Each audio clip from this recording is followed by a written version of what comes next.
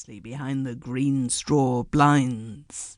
Was it possible that she ever came, moving through the green light and smiling that secret smile, that languid, brilliant smile that was just for me?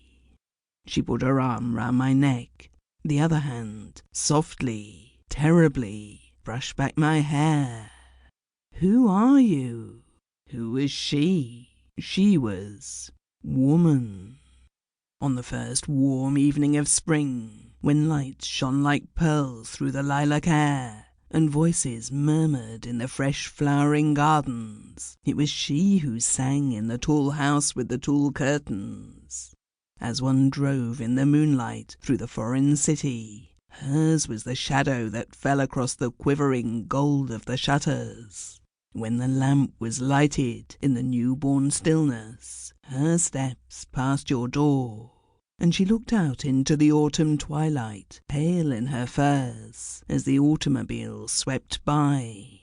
In fact, to put it shortly, I was 24 at the time, and when she laid on her back with the pearls slipped under chin, and sighed, "I'm thirsty, dearest. Donne-moi un orange," I would gladly, willingly, have dived for an orange into the jaws of a crocodile, if crocodiles ate oranges. Had I 2 little feathery wings, and were I a little feathery bird, sang Beatrice. I seized her hand. You wouldn't fly away. Not far, not further than the bottom of the road. Why on earth there?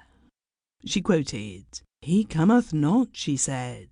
Who, the silly old postman? But you're not expecting a letter. No, but it's maddening all the same. Ah. Suddenly she laughed and leaned against me. There he is, look, like a blue beetle. And we pressed our cheeks together and watched the blue beetle beginning to climb. "Dearest," breathed Beatrice, and the words seemed to linger in the air, to throb in the air like the note of a violin. "What is it?" "I don't know," she laughed softly. A wave of affection, I suppose." I put my arm round her. "Then you wouldn't fly away?" And she said, rapidly and softly, "No, no, not for worlds. Not really. I love this place. I've loved being here. I could stay here for years, I believe. I've never been so happy as I have these last 2 months. And you've been so perfect to me, dearest, in every way." This was such bliss. It was so extraordinary, so unprecedented to hear her talk like this, that I had to try to laugh it off.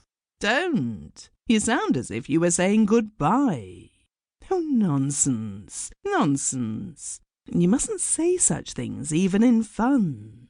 She slid her little hand under my white jacket and clutched my shoulder. "You've been happy, haven't you?" "Happy? Oh, God, if you knew what I feel at this moment. Happy. My wonder, my joy." I dropped off the balustrade and embraced her, lifting her in my arms. And while I held her lifted, I pressed my face in her breast and muttered, "You are mine." And for the first time in all the desperate months I'd known her, even counting the last month of, surely, heaven, I believed her absolutely when she answered, "Yes, I am yours." The creak of the gate and the postman's steps on the gravel drew us apart.